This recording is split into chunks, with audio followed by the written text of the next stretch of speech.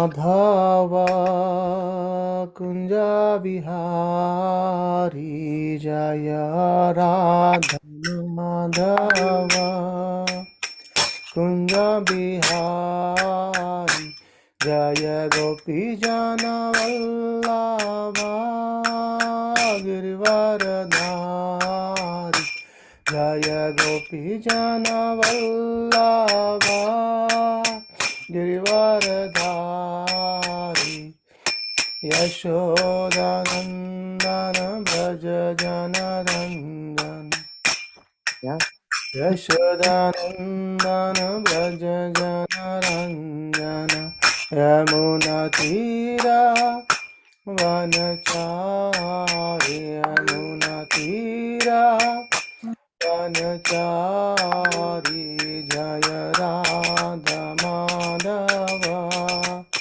Kunja Bihari Jaya Radha Madhava Kunja Bihari Jaya Gopi Jana Vallabha Girivaradhari Jaya Gopi Jana Vallabha Girivaradhari Yashodanandana Braja Janaranjana Yashodanandana Braja Janaranjana Yamuna Tira Vanachari Yamuna Tira Vanachari Jaya Radha Madhava Radha Madhava Shira De Jaya Koranita Mayapur Satsi Jaya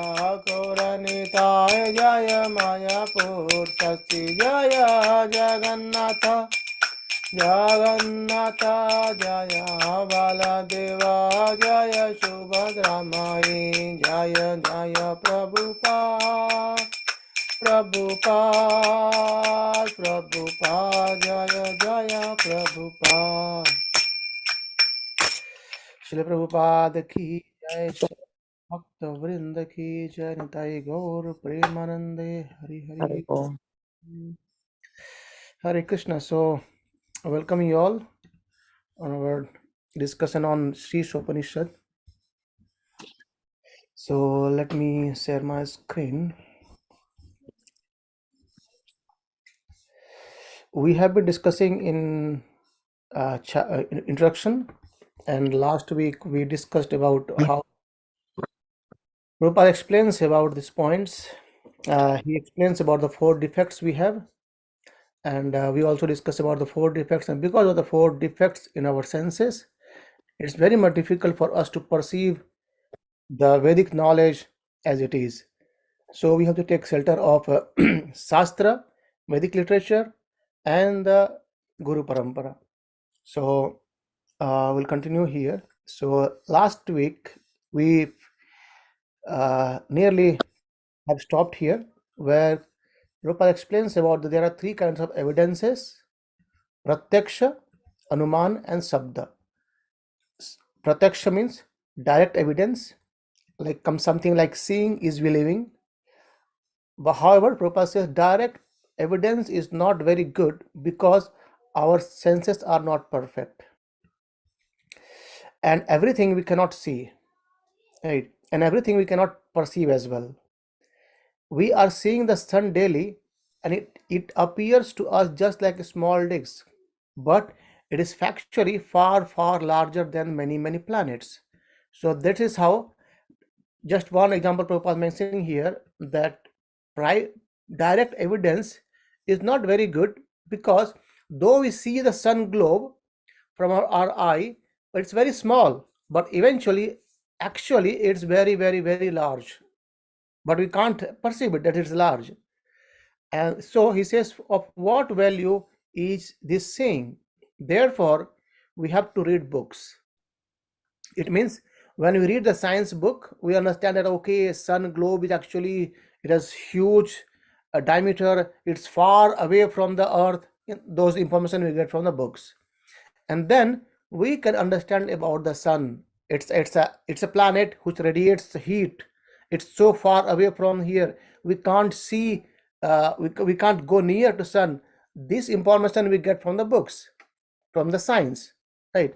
So direct perception is not very good. That Prabhupada explains by just by giving this example. So direct experience is not perfect, and it's not always true as well.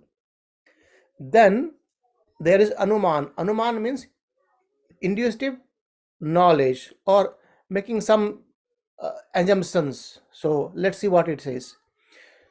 It may be like this, or hypothesis. This is called as anuman. Just thinking, okay, it might be like that, it might not be like that. So for instance, Rupa says here that Darwin's theory says it may be like this, it may be like that, but that is not the science. That is a suggestion, and it is also not perfect, because we are just trying to say, okay, it looks like this, but you don't know, it's not perfect. You may say it looks like this, but what do you mean like this? Because you are not completely sure that it is this is right.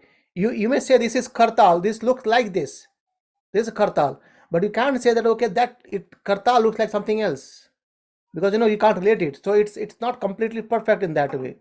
So anuman, thinking about that, okay, it might happen like that, okay, we might go to spiritual world and all those things, might doesn't work, but our shastra says we can go to spiritual world, we are from the spiritual world, and we have to go to spiritual world. Our shastra clearly mention it, but if you speculate it, we say you might not, and things comes up in our mind. So anuman is not very good as well, and it is not also perfect. But if you perceive the knowledge from the authoritative sources, that is perfect. If you receive a program guide from the radio station authorities, you accept it. You don't deny it. You don't make an experiment because it is received from an authoritative sources. Right? That's why Sabda is the pramana which is more higher than Anuman and Pratyaksha. Like direct perception or direct evidences or making some hypothesis. So Sabda is higher than that. Right. So let's see what next. I think we discussed this much till last week. We'll continue ahead from here. Vedic knowledge is called Sabda Pramana, or another name is Shruti. Shruti means Excuse me. that this knowledge has to be received simply by oral reception. The Vedas instruct that in order to understand transcendental knowledge, we have to hear from the authority. Transcendental knowledge is knowledge from beyond this universe. Within this universe is material knowledge, and beyond this universe is transcendental knowledge. So we cannot go to the end of the universe. So how can we go to the spiritual world? Thus, to acquire full knowledge is impossible. Right. So to understand everything is really impossible. If you just think about, even in this material world, we have so many uh, books available, so many categories are available, like like biology, mathematics, chemistry, and politics and science, and everything is there, but we can't perceive all the knowledges. Just imagine, if we can't understand all the knowledge which are in this material world, and which is of this only one world, how it's possible to understand everything which is coming from a spiritual world which is unlimited? Right. So it's very, very difficult to understand spiritual knowledge by our own accord. So that's why we should be simply hearing it from our acharyas. Let's see ahead. There is a spiritual sky, and there is another nature which is beyond manifestation and non-manifestation. Why it says which is beyond manifestation and non-manifestation? It means this material world, it get manifested, and at some point of time it get unmanifested as well. So what happens?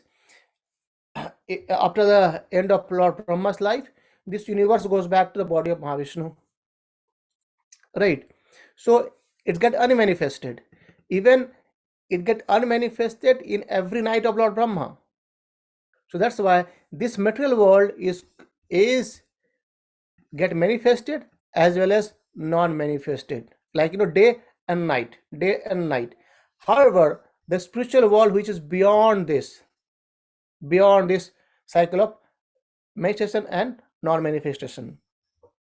But how you how will you know that there is a sky where the planets and inhabitants are eternal?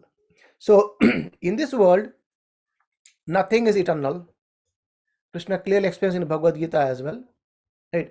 It's nothing in this world is eternal. Everything is temporary. Right? So, and we are living in this temporary world, and we are going through the cycles of birth and death, and even beyond that, not only birth and death of ours is actually manifestation and unmanifestation of the universe itself.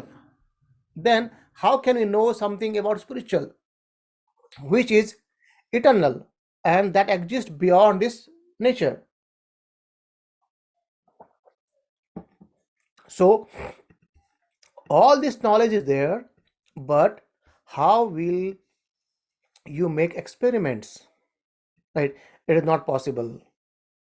So therefore, you have to take the assistance of the Vedas. See, just if you see, I think just last month, in a month back, India achieved a very nice thing.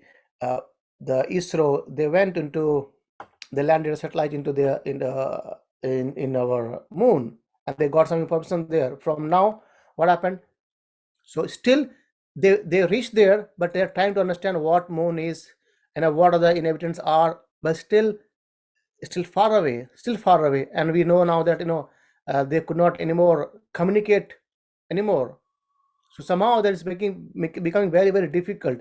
But if we take the shelter of Vedas, where it's being described as moon is a planet, and to go there, it's something different. It's not about by Prabhupada writes in the box, beyond birth and death, right? And then the other one, easy journey to other planets, where we see the sages, they could travel to different planets as well, just by the knowledge of these Vedas, right? So this is called Vedic knowledge, and in our Krishna conscious movement, we are accepting knowledge from the highest authority, that is Krishna. So no one is higher than Krishna to provide authority. Right? Krishna says in Bhagavad Gita as well, 15:15, where he says, I am the compiler of all the Vedas, and from the Vedas, it's me who to be known. So he is the highest authority. Krishna is the one who gave knowledge to Lord Brahma, and from Lord Brahma, it passed down. Right? So Krishna is the highest authority. So Krishna is accepted as the highest authority by all classes of men. So there is no doubt in that. Everyone accepts it. It's a different part who follows and not follows, but everyone accepts it as well. I'm speaking first of two classes of transcendentalist. One class of transcendentalist is called impersonalist or Mayavadi. They are generally known as Vedantist, led by Sankaracharya. And there is another class of transcendentalists who are called as Vaishnavas, like Ramanujarya, Madhavacharya, Vishnu Swami. Both the Sankara Sampradaya and the Vaishnava Sampradaya have accepted Krishna as the supreme personality of Godhead. Even Sripad Sankaracharya, he says the same thing in Bhagavad Gita as well, in Bhagavata Mahatmaya, not in Bhagavad Gita, by glorifying Bhagavad Gita. Sripad Sankaracharya also says that Eko Devo Devaki Putra Eva. He says that there is one supreme God, he is the Devaki Putra, who is Krishna, even though he is the leader of Mayavad. Sankaracharya is supposed to be an impersonalist who preached impersonalism or impersonal Brahman, but it is a fact that he is covered personalist. Right? In his commentary on the Bhagavad Gita, he wrote, Narayana, the supreme personality of Godhead, is beyond this cosmic manifestation. And again he confirmed that Supreme Personality of Godhead Narayana is Krishna. He has come as a son of Devaki and Vasudeva. So he particularly mentioned the names of his father and mother. So Krishna is accepted as the supreme personality of Godhead by all transcendentalists, either the Mayavadis or the Bhaktas or the Vaishnavas. Everyone accept Krishna as the supreme. Right? There is no doubt about it, and we see it even as Prabhupada given example here itself. Sripad Sankaracharya, he writes in his commentary saying that Narayana, who is beyond this cosmos, and again he is the son of Devaki and Vasudeva. And also the Mahatmya verse is always says that Eko Devo Devaki Putra Eva, Eko Sastra Devaki Putram Gita. So we know who is Devaki Putra, that Krishna, and his song is Bhagavad Gita. So if you want to study one book, that is Bhagavad Gita, that's Sripad Sankaracharya says. If you want to worship one God, that is Krishna. If you want to take one name, take Krishna's name. And if you want to do service, he says worship Krishna. So that's what, if you see, I'll just take out that.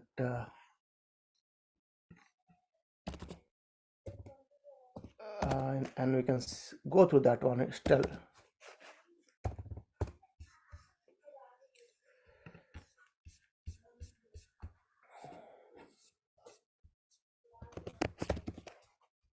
Here it is, right? So this verse, Gita Mahatmya, verse number 7.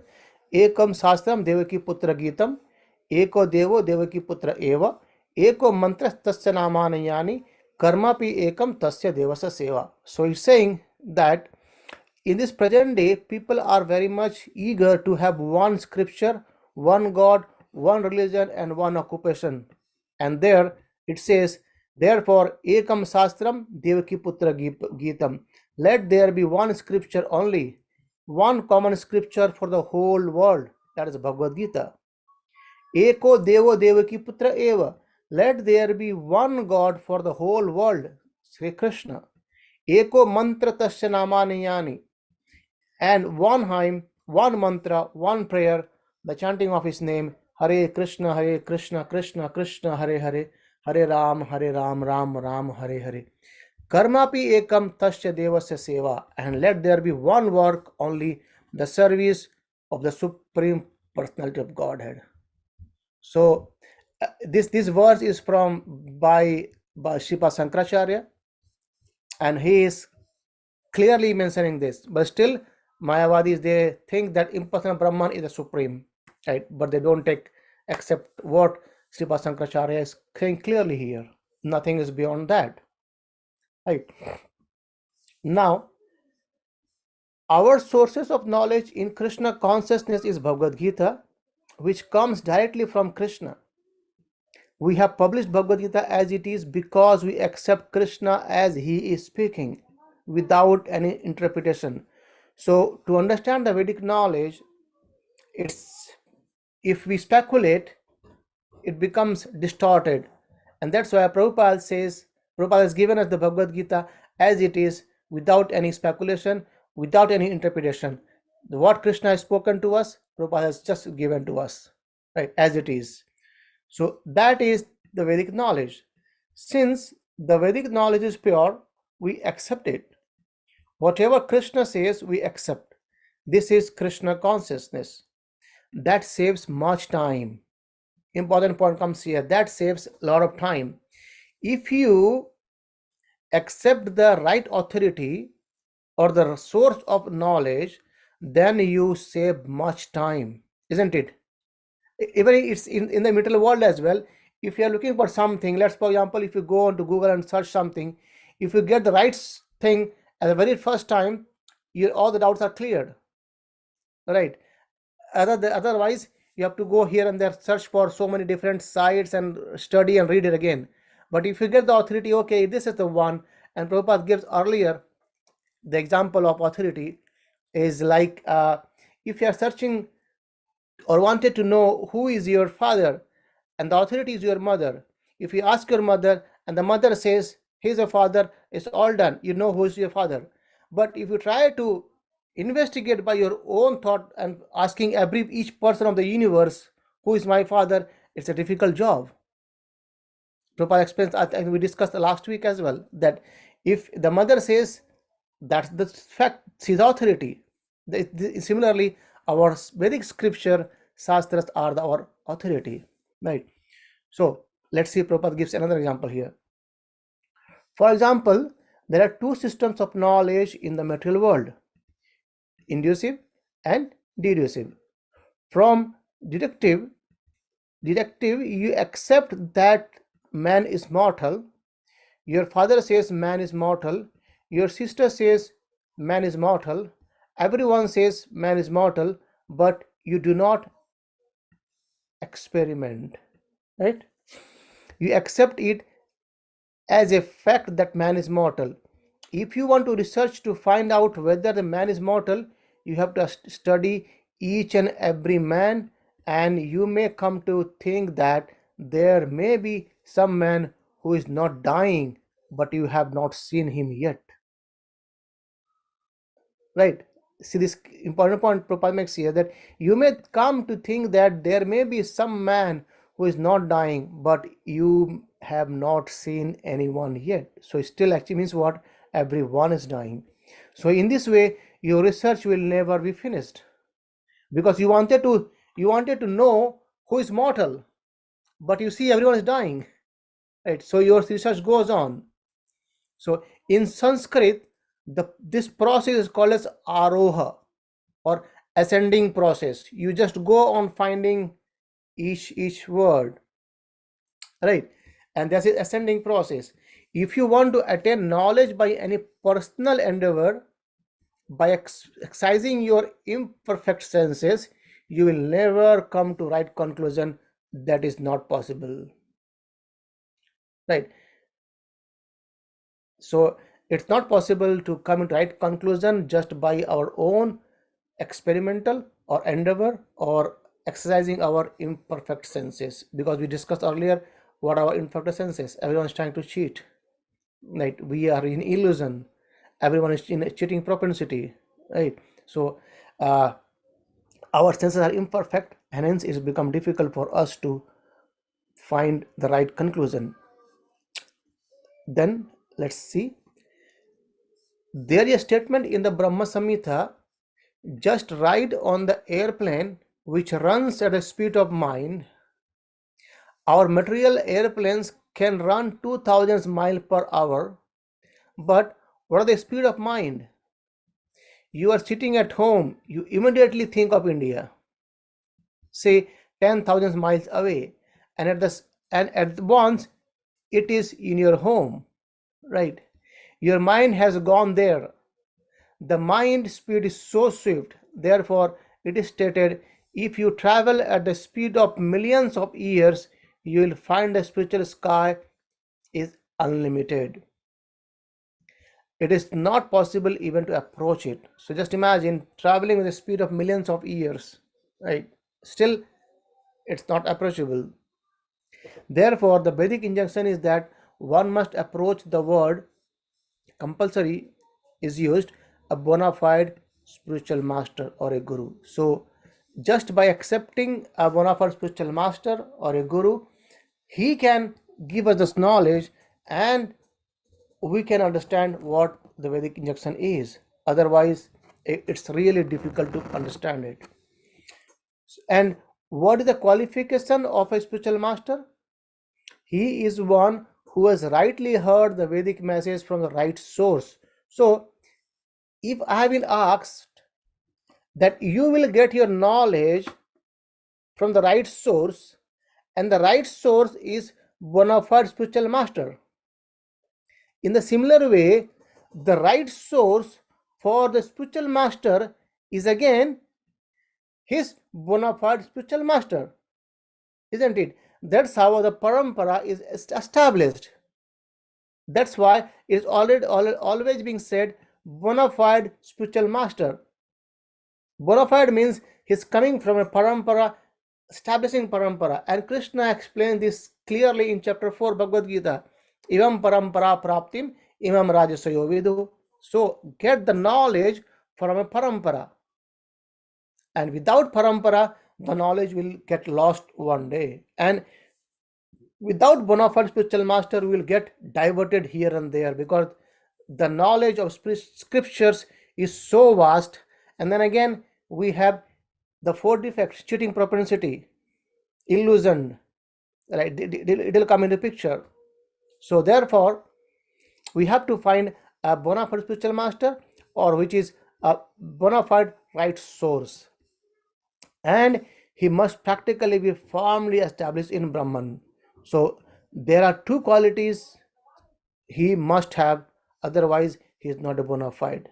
Means he should have heard the Vedic message from a right source, means from bona fide spiritual master, and he should be firmly established in Brahman, means he should have firm understanding of what Brahman is. So when we say firm understanding of Brahman, means he should understand Brahman properly in the three steps. Right? What are those? Brahman, Paramatma, and Bhagavan. These three steps he should be understanding very clearly. Right? Then he can become a. Then we can say that he is a bona fide spiritual master or guru. I mean, again, Bhagavatam goes more deeper as well, but very in a short form, Prabhupada explains that he should be bona fide, and he should have the knowledge, heard the knowledge from right source, and he must be established firmly an understanding of devotional service or understanding about Krishna. Right. So, anyone have any quick questions, thought as of now, or it's okay to move ahead? If you want to have some discussion, we can do. Else, we can move ahead as well.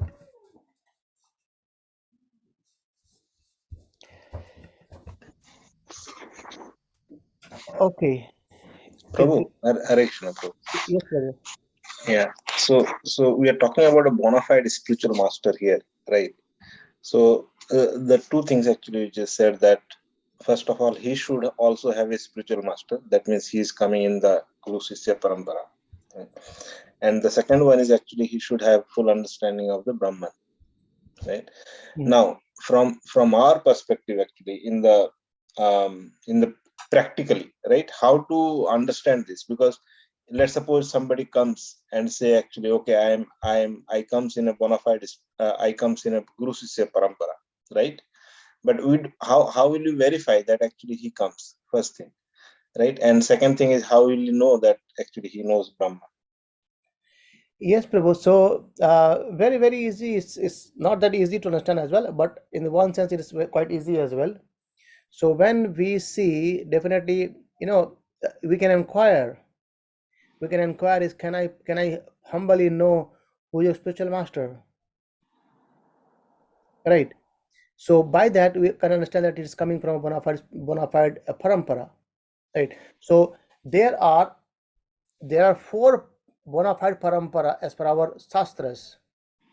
So the sampradayas, like for example, if you, I'm not very much sure about this country, but if you see in India, there are college which are called IITs, right?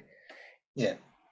So you can give your engineering exam, but to get the qualified into IITs, and how do we know? So let's, for example, one has got his engineering degree, so he can be from anywhere, but you can ask, can I know from where did you pass your engineering?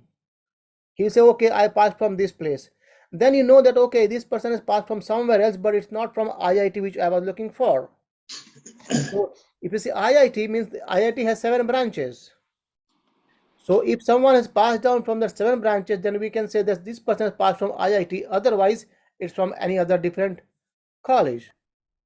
So in that similar way, the parampara, it has our Vedic system establishes the 4 pramanic parampara, right? Sri Sampradaya, then Brahma Sampradaya, and then Kumar Sampradaya. Chatush Kumar Sampradaya, and one was your Siva Sampradaya, right?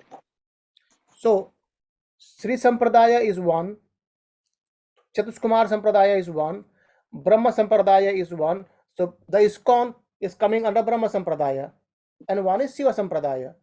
So in Shiva Sampradaya is Shankaracharya, they comes over there, right? But again, as we discussed earlier, even in some Shiva Sampradayas, the ultimately Shiva Shankaracharya speaks about Krishna, but somehow others get deviated, right? So these are the four sampradaya. If you can ask the person, the spiritual master, can you please kindly humbly, in a humble state anyway, if it's not in a mode of argument or define thing, in a humble state we can ask, can you please let us know from which sampradaya you belong to, or who is spiritual master. That's the one thing. And second thing is this part. Prabhupada says that he must be firmly established in Brahman. We can ask him, okay, could you please kindly explain me what Brahman is? Right. And as we see, Srimad Bhagavatam explains very well.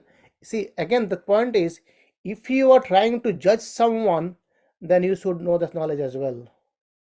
Yeah. However, the intention should not be to judge someone. Intention is to know from him. And then we can think it out what it is, or right or wrong, as per our shastras.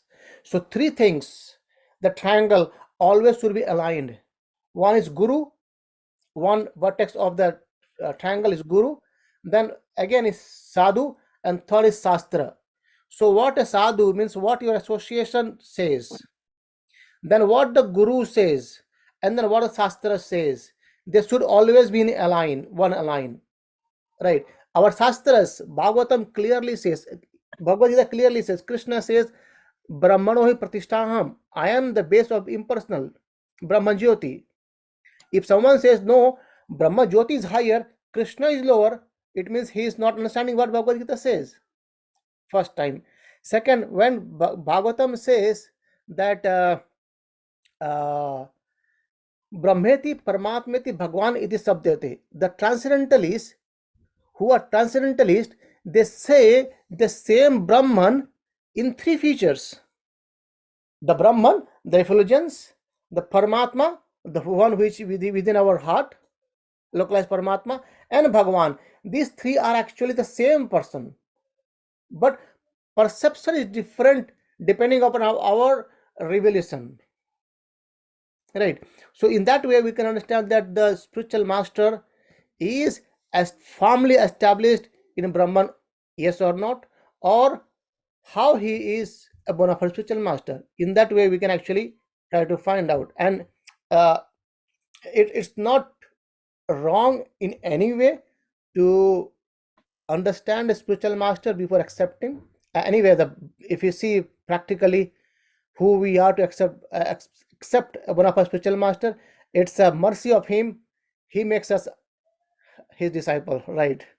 That there's the other way around. But I mean, there are different parameters by which actually we can see how his disciples are established, how his disciples are, in a state of bhakti or not.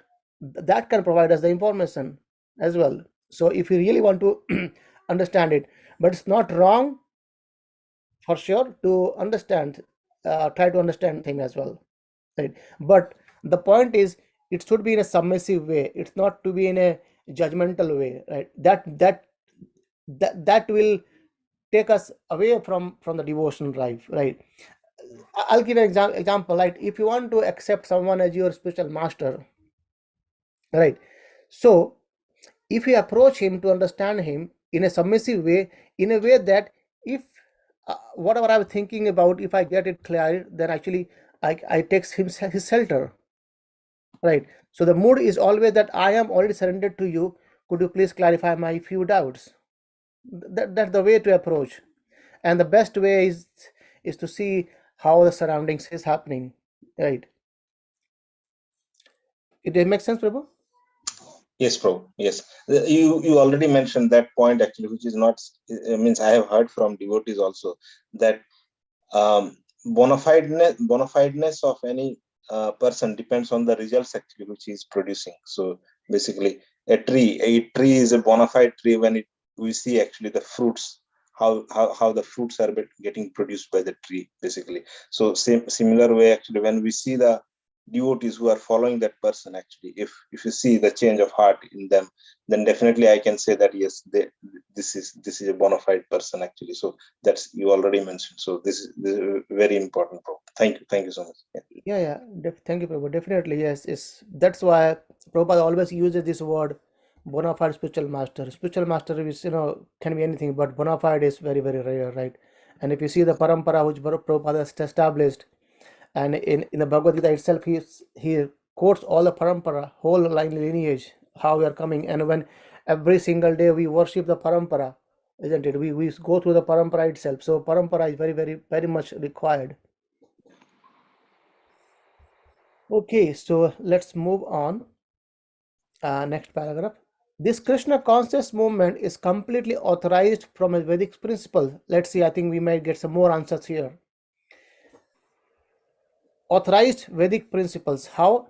In the Bhagavad Gita, Krishna says the actual aim of Vedic research is to find out Krishna. Vede Sarver Aham Evo Vedyo. Krishna says that the essence of all the scriptures is to know me.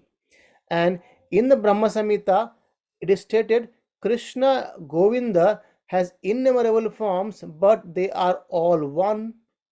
They are not like our forms, which are fallible. His form is infallible. Infallible means what? Infallible means the position, he never gets away from his position, and also he never fails to fulfill the desire of his devotee as well. Right. So Krishna's form is always infallible. He, like, take an example, in 5 years, prime minister's position, he has to refight again.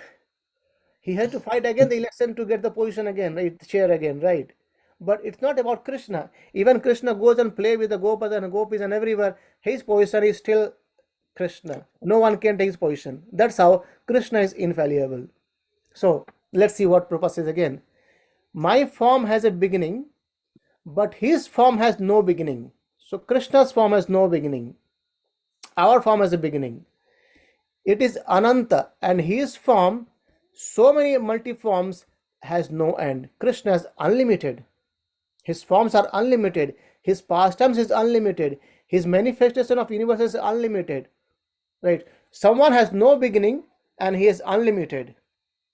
Prabhupada explaining about the verse where Lord Brahma says, Ishvara Parama Krishna, Sachidananda Vigraha, Anadir Adir Govinda, Sarva Karna Karanam. And my form is sitting here, not in my apartment. You are sitting there and not in your apartment. But Krishna can be everywhere at one time.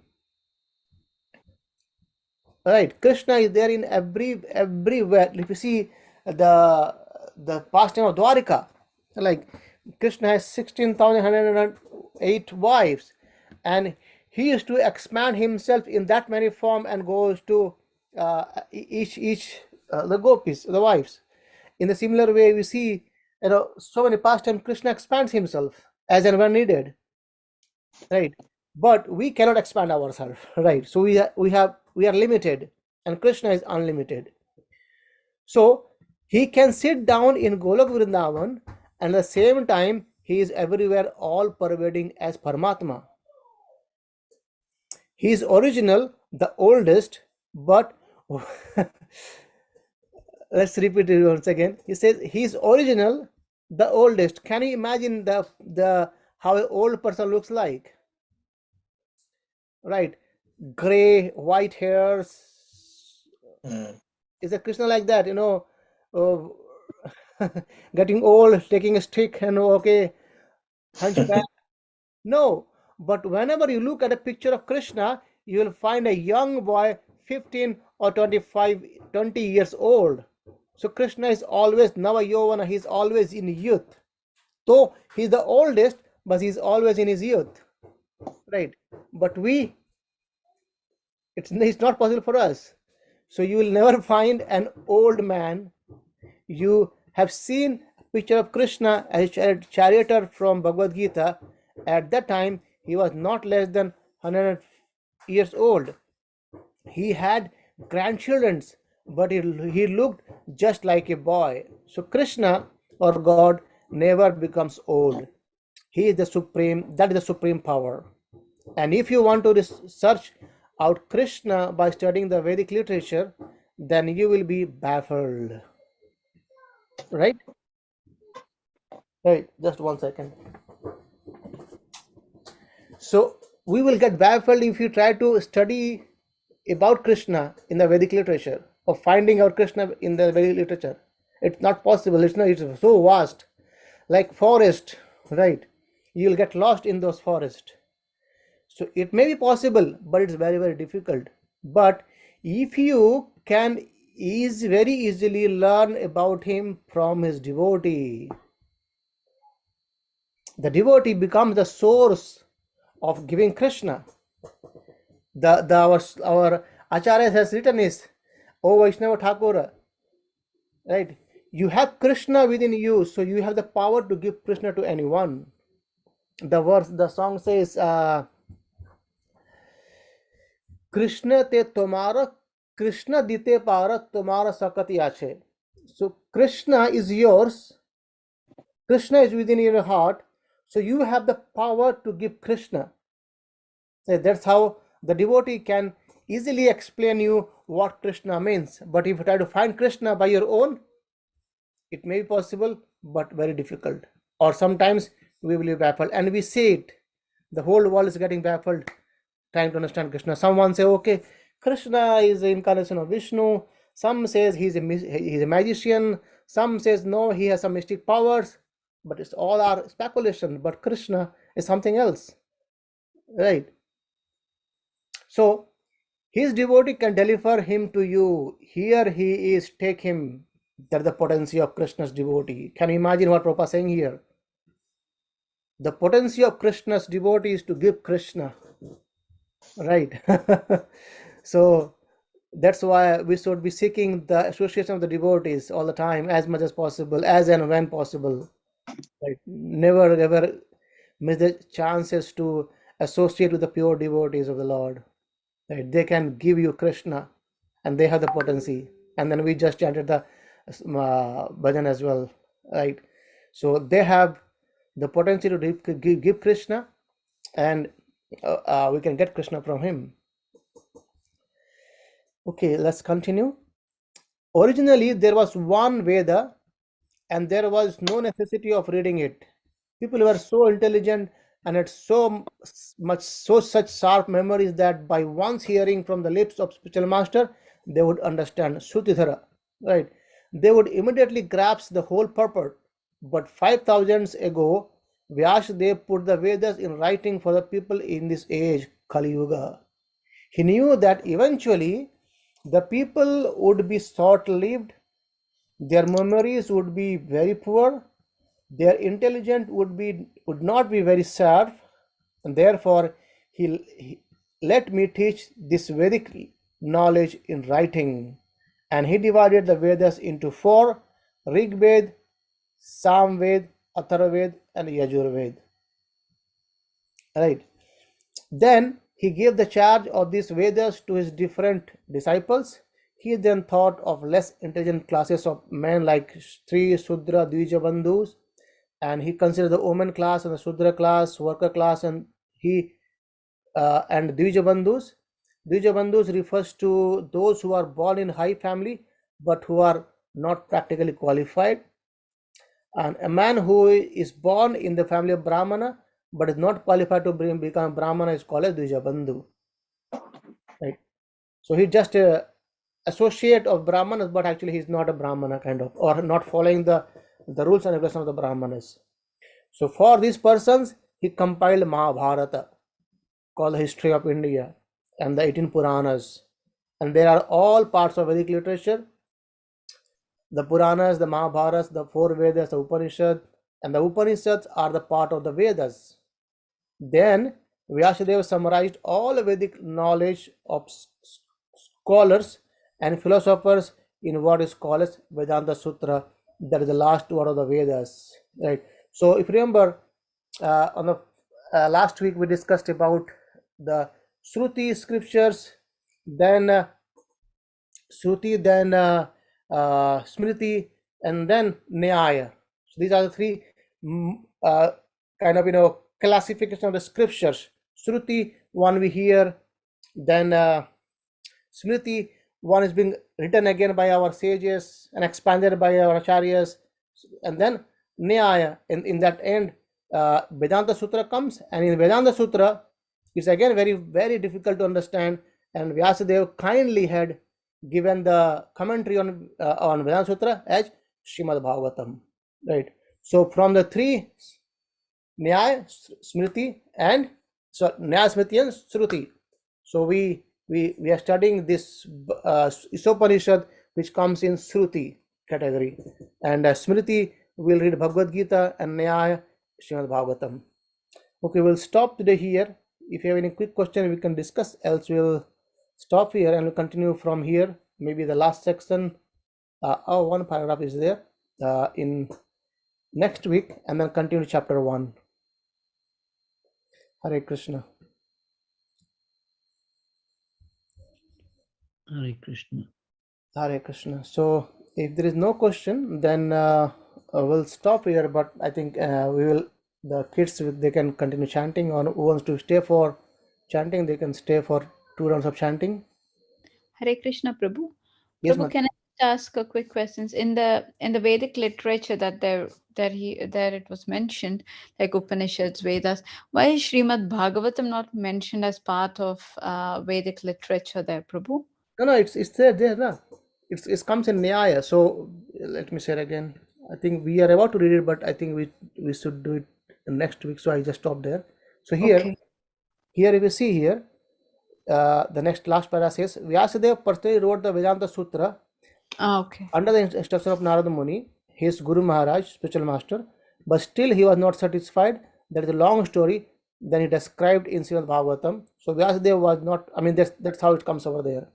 Okay. I Right. was thinking of the above paragraph. It was not mentioned, but Yeah, yeah. So it was coming there. Yeah. Okay, Prabhu. Yeah. So in Thank you. Nyaya, Vedanta Sutra is very vast actually and very technical. It's not very easy to understand actually. So Okay. so Vyasadeva kindly he has given us Srimad Bhagavatam as a commentary to Vedanta Sutra, right? So Bhagavatam is commentary to Vedanta Sutra that has come to us so that we can understand what Vedanta Sutras are. Okay, Prabhu. Yeah. Thank you, Prabhu. Hare Krishna. Prabhu, I had a quick question. Yes, please, Prabhu. Actually, it's a two-part question. One I can ask tomorrow when we do the Bhagavatam, but I just realized, when you were saying Krishna, devotees give us Krishna for the taking. Here is Krishna, take it, out of their mercy. And I was just wondering, after picturing that, what makes for the resistance? Why people don't just surrender? Yeah, willingly. And I wanted to ask you that question, but I'm not sure if I've answered my own question, because as you were saying that, I was writing, and the thought came to me that what makes probably us resist, or some people resist, is to love him under his protection, is the fear of losing our quest to fulfill our desires or vasanas, or the fear of losing our habits, the attachment to it. Is that what causes the resistance, or something else? You are there, but it's again a very elaborate topic, Prabhu. Certainly, there are so many factors come in picture. So certainly, the devotee they can give Krishna to us, right? As Prabhupada has given us everyone, but still we see a resistance. The reason is it's like two-way around. One is I'm giving you something, right? But how willingly you are taking it. So that's a free will come in picture as well. And our you will say is like is called as I mean it's a elaborate topic, so I'm thinking about right word. Yeah, so let's say it's bhakti. So bhakti is called as Bhakti is the only cause of bhakti. So there is no cause of bhakti. Bhakti is causeless, right? So what does that mean? That you cannot get bhakti by your own endeavor. Bhakti is causeless, because if you do endeavor, then how can bhakti be causeless? So the bhakti comes from the bhakta. Bhakta, they have bhakti, so they pass you the bhakti. And at the same time, to accept the bhakti, to take the step what bhakta is giving, you should be able to accept it as well. And that comes in another topic, what is called as agyata sukruti. So how much agyata sukruti, sukruti is basically, in English it's called a piety, but actually it's not completely piety. It's something you gain by serving a devotee. Makes sense? So Yes. agyata sukriti is something you gain by serving a devotee unknowingly. Okay, so to give this example, let's, for example, what happened is, someone is driving, and on the middle of the road he had some problem, right? He had some problem, and someone is passing by. He stopped there, a person B. He stopped there, and he helped out the person A who was having a problem in the street, on the road. So these two person A and B, they didn't know each other, because a motorway, someone has breakdown, and the other one, he has stopped there to help him out. They both don't know each other, isn't it? But the person one who is helping the person A, the person A is supposed to be a devotee. Are you getting a point? So the person A is a devotee, and the person B, who is unknown to him, but he stopped by seeing that, okay, the person is in trouble, let me help him out. So out of his will, he stopped. There might be hundreds of people that are passing from the motorway, but that person has made up a mind to stop to help him out. And as he helped him out, he got some blessing from the devotee. So that is called as agyata sukruti. And when the agyata sukruti has a limit, I don't know what the limit is. Eventually, Krishna knows very well. So when that limit reaches the threshold, and that point of time, the person accepts bhakti. So bhakti is coming to him through the persons one by one, but as soon as his sukruti becomes to that level, he accepts it, and after that, depending upon his, he progresses ahead. So it's not only about devotee giving Krishna, it's about how much I am taking. Like, if you're pouring water in a glass, the glass is already full, what will happen? It will flow away. So if the glass is empty, then water can go inside the glass. So when we run out of those materialistic thoughts, desires, and things, there is some space for bhakti. Bhakti comes back there. I mean, it's a very detailed discussion. We can do something like, where we can see the different aspect of this part. But I hope I try to explain you about some part in how we get the bhakti. No, yes, that's very interesting. Thank you, Prabhu. Hare Krishna. Okay, Hare Krishna. Okay, we'll stop here then. Niveta Mataji, you can continue. Srila Prabhupada ki jai, Ananta Koti Vaishnava Vrinda ki jai.